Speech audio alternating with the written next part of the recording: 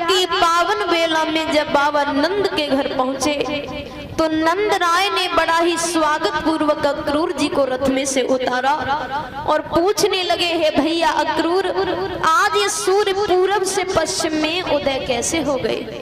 लगातार संदेश भेजे लेकिन हम गरीबों के द्वार पर आने की आपको कभी फुर्सत नहीं मिली और आज बिना बुलाए कैसे चले आए भैया? तो आंखों में आंसू लेकर के अक्रूर जी ने अपने चचेरे भाई नंद से कहा, कंस राजन न्यों तो दे वृंदावन हमें पठाओ।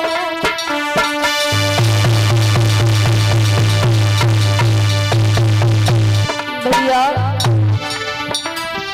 और धनुष यज्ञ को करके बहानों मोहन को बुलाओ।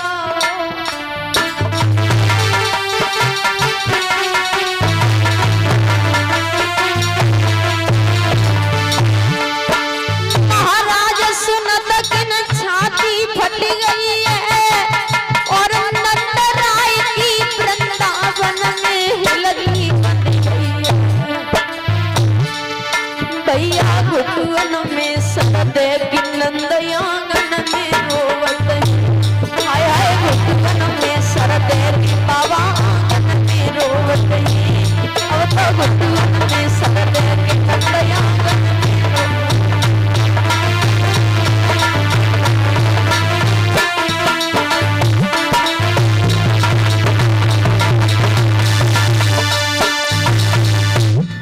बाबा नंद आंगन में बैठे बैठे रोने लगे और कहने लगे, हैं भैया अक्रूर, अरे बहुत सुंदर होता कि आप इस खबर से पहले हमें मौत की खबर सुना देते भैया।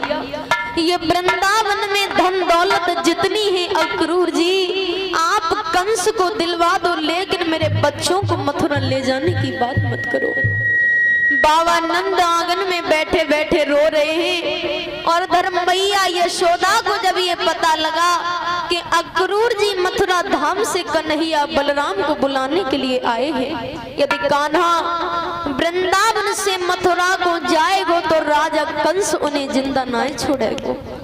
तो मैया यशोदा को तुझे मालूम पड़ी भक्तो, मानो सारा संसार ही अंधकार में डूब गया हो।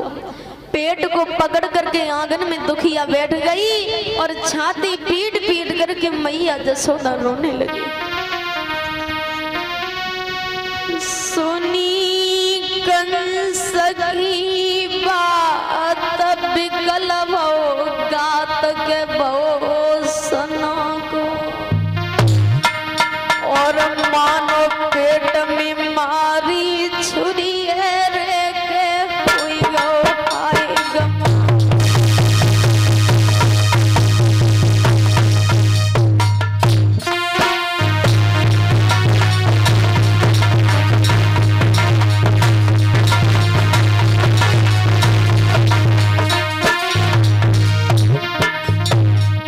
और रोई रोई मैया कहे गगन जल बहे दुख की ढेरी, दुख की ढेरी, दुख की ढेरी।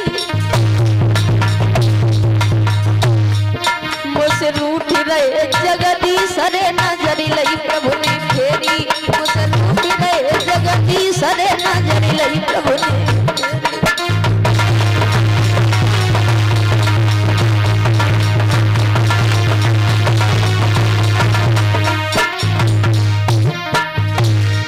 और जब कर रुदन माता सरपट के धरती हिले गगन चकरा। कोई वृक्ष सवई पतझड़ कर बैठे गिर गए सकल फूल कमले।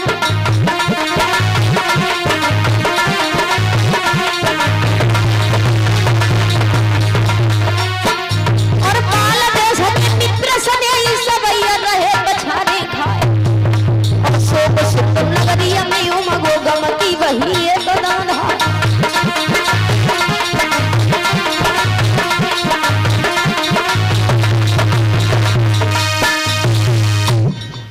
मैया यशोदा आंगन में बैठी बैठी रो रही है और इधर भगवान कन्हैया वृंदावन से गाय चरा करके जिस समय नंद भवन में आए, अपनी मैया यशोदा से माखन और मिश्री की मांग करने लगे हैं।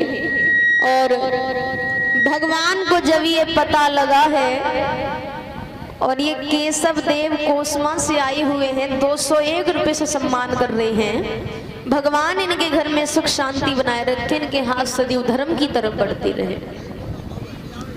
भक्तों, मैया यशोदा रो रही है, दर भगवान कन्हैया वृंदावन से गाय चरा करके जिस समय नंद भवन में आए, अपनी मैया यशोदा से माखन मिश्री की मांग करने लगे।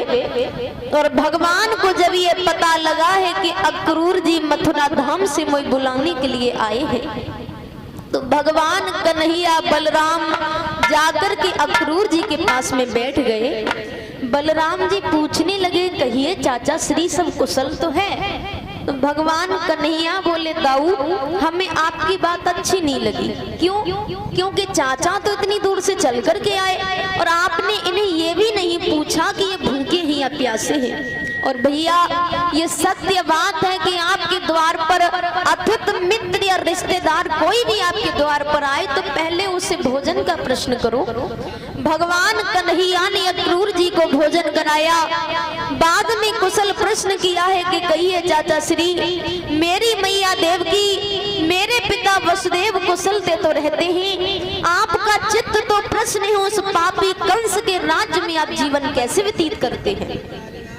तो अक्रूर जी ने कहा, बेटा कृष्ण, अरे कुशल तो वहां है जहां पर कृष्ण है, और जहां पर कृष्ण ही नहीं वहां कुशल का प्रश्न ही नहीं। मेरा निवास मथुरा में ठीक उसी प्रकार से है जिस प्रकार से लंका में विभीषण का निवास था, जिस प्रकार से 32 दांतों के बीच में जीव रहती है, वैसे ही हम खलमंडल में निवास करते हैं। बेटा आज भी फुर्सत नहीं थी, लेकिन पापी कंस ने यज्ञ पत्र लिख करके मुझे यहाँ भेजा है, और बेटा उसने तुम्हारे लिए भले के लिए नहीं बुलवाया।